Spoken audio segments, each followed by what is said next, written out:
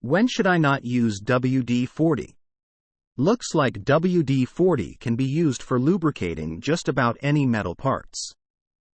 Are there non-obvious cases where using WD-40 will be harmful to the stuff lubricated?